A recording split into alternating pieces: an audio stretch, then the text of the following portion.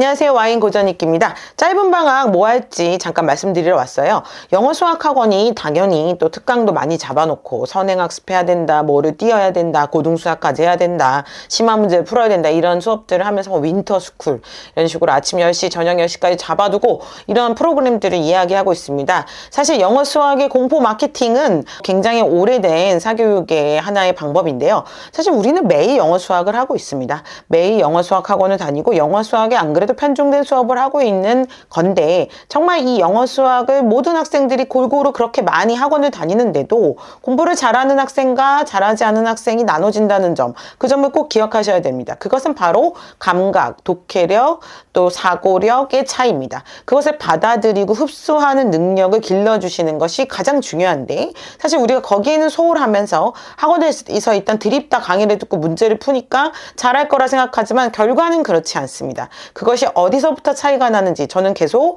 읽기와 쓰기에 있다고 얘기하는 거고, 그 안에서 형성된 사고력에 있다는 것입니다. 때문에 국어 공부는 왕도가 없고 책을 읽고 글을 쓰고 이러한 지난한 과정을 통해서 얻어지는 것이고요. 그것이 잘 돼야 영어 수학도 잘 되는 거죠. 그래서 방학 때 저희가 추천하는 특강은, 일단 국어는 과목 안에서는 국어 문법을 추천하고 있습니다. 국어 문법. 학생들이 이렇게 얘기합니다. 안 들었으면 큰일 날 뻔했다. 안 들었으면 고생 꽤나 했겠다. 이런 얘기를 하는데요. 지금 중1인 제 딸을 봐도 국어 문법이 중간고사, 기말고사의 시험 범위로 출제되는데 상당히 까다롭게 나옵니다. 국어 문법에서 관계언, 체언, 용언 이런 것들이 나오고, 또 우리가 중1부터 중3까지 배우는 뭐 여러 가지 문법적 요소들은 고등학교 때 그대로 심화 과정으로 나오고, 수능에서는 화법과 작문으로 3분의 1 정도를 차지하는 양으로 나옵니다. 그것은 사실 다 맞아야 하는 것인데요. 국어 문법은 그래서 10주차 특강을 통해서 한 번쯤 들어놓으시는 것이 좋습니다.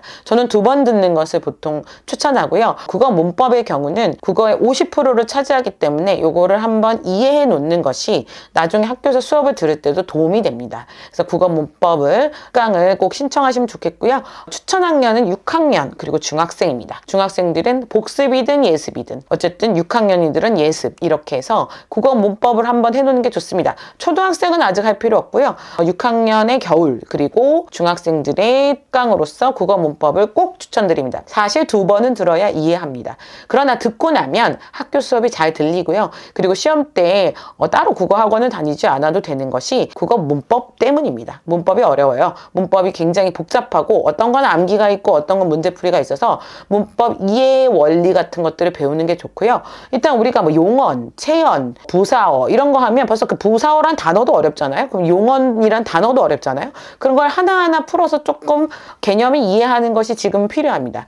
항상 공부에 가장 중요한 것은 개념 학습이기 때문에 개념을 꼼꼼하게 이해하시는 시간을 줘야 되는데, 시험 때는 그 개념을 이해할 수 없어요. 일단 시험 때는 드립다 외우기 바쁘죠. 외우느라 정신이 없어요. 암기할 게 너무 많아지는 거예요. 그럼 평소에 개념 학습을 꼼꼼히 해놓는 것이 제가 봤을 때는 중요한 공부의 핵심이라고 생각합니다. 그 다음에 제가 계속 강조하는 게 세계사, 한국사, 역사 강의입니다. 초등학생의 경우는 한국사를 추천하고요. 중학생의 경우는 세계사를 추천합니다. 일단 중학교 교과서에 나오고요. 역사는 그냥 단순히 연도별로 외우고 사건별로 외우면 끝도 없이 힘든 공부입니다.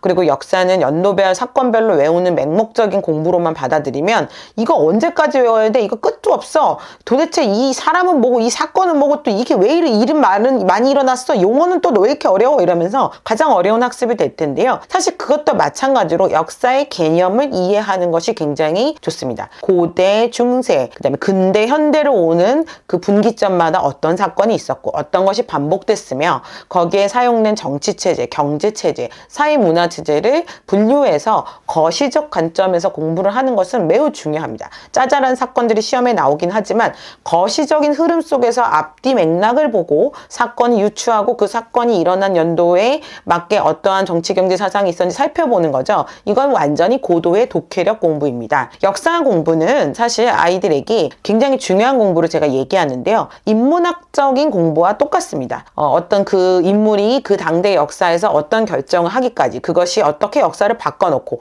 이런 스토리텔링 위주로 공부를 하지 않으면 역사는 절대 재미가 없고요. 그냥 무조건 암기만 많이 하는 정말 힘든 과목이 됩니다. 그래서 역사를 이해한다는 거, 원인과 결과를 이해하는 거고, 원인과 결과를 이해하는 것은 고도의 인과학습이고, 인과학습이 바로 여러 여러 가지 학습의 어떤 기능 중에 하나입니다. 우리가 수학적 사고로 하잖아요. 이 수학적 사고도 사실 논리적 사고를 기르기 위함이고, 논리적 사고가 인과입니다. 원인이 있으면 결과가 있고, 순차적으로 어떤 일이 일어났는지를 구조화해서 생각해 볼 수 있는 것, 이것이 우리의 공부 사고에 필요한 훈련인데요. 그 공부의 안성맞춤인 것은 역사입니다. 역사를 급하게 외워서 그냥 단순 암기해서 집어삼키면 굉장히 힘들어지는데, 역사 공부를 폭넓게 이해하다 보면 국어 문학 작품에 있는 작품들 이해도 높아지고, 또 어려운 철학, 경제, 과학 이런 지문들이 나왔을 때, 그런 지문들이 모의고사에 나왔을 때 해결 가능합니다. 의외로 제가 예상하는데 이 지금의 수능에서 국영수도 중요하지만 사과탐이 중요해질 겁니다. 사과탐은 의외로 소홀히 하면 굉장히 나중에 손해를 볼 겁니다. 국어나 영어, 수학 많이 하죠. 근데 사과탐은 그냥 암기 과목이 절대 아닙니다. 그것은 완벽한 고도의 독해력 과목입니다. 그래서 독해에서 푸는 거예요. 지문에 다 나와 있어요. 그 지문에 나와 있는 사실을 순차적으로 논리적으로 이해할 수 있는 것이 사회하고 과학의 특징인데요.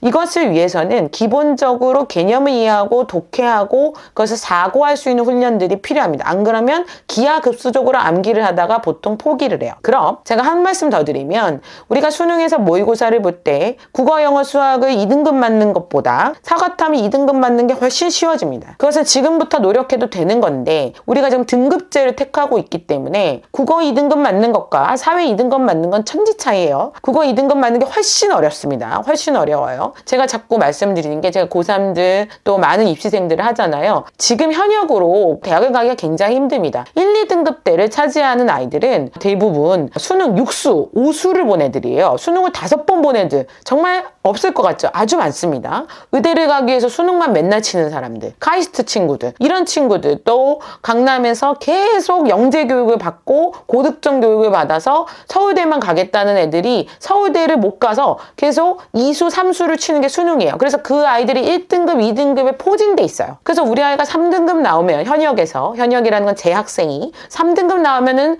그래도 공부 열심히 하는 학생인데, 올 3등급 나오면 그래봤자 한성대라는 거잖아요. 그렇기 때문에 현역이 좋은 대학을 가기 위해서는 그 1, 2등급들이 할 수 있는 공부의 양도 물론 우리가 평소에 해야 하지만, 현역이 좋은 대학을 가기 위해서는 고도의 독해 능력이 있어야 돼요. 고도의 독해력과 사고와 감각이 있어야 됩니다. 그러니까 문장을 읽으면서 그냥 눈으로 쭉 읽는 게 아니라 이해되지 않는 부분에서 잠깐 멈춰서 사고하면서 읽고 잠깐 생각하면서 완전 독해 후에 문제를 푸는 학생, 이 독해력이 좋은 학생이거든요. 그럼 자기가 어떤 문장까지 이해했고 어떤 문장까지 이해하지 못했는지를 이해하는 거잖아요. 그것을 자기가 구분할 줄 안다는 거잖아요. 이거 다 독해력이 좋은 학생들입니다. 독해력이 좋은 학생들 공부 잘할 수밖에 없는 이유가 여기 있어요. 그래서 그 공부에 가성비가 가장 좋은 것은 역사 공부라는 거죠. 역사를 읽으면 통치적이고 거시적이고 미시적인 여러 가지 사고 훈련이 돼요. 사고가 자꾸 생기고 구조 연습이 되고, 그 구조를 바라보는 일종의 자기만의 관점과 시각들을 가지면서 이해하면서 공부하는 거예요. 그래서 역사 공부는 독해력 공부이고, 역사 공부를 하면 사탐도 잘할 수 있지만 국어도 잘할 수 있고, 사과탐에 있는 비문학도 잘할 수 있고, 영어 수학도 잘할 수 있다는 점에서 지금 가성비 있게 세계사, 한국사 이런 것들을 수업하는 것이 방학 때 좋을 것 같습니다. 특강 신청하시고요. 2명만 있으면 개설되니까 주변에 계속 시간을 모아서 어떻게든 시간을 맞춰서 방학을 역사, 국어, 문법 이런 것들로 10주라도 충분히 수업을 듣고 독해 훈련할 수 있게 해주시면 좋을 것 같습니다. 오늘은 여기까지 말씀드리겠습니다.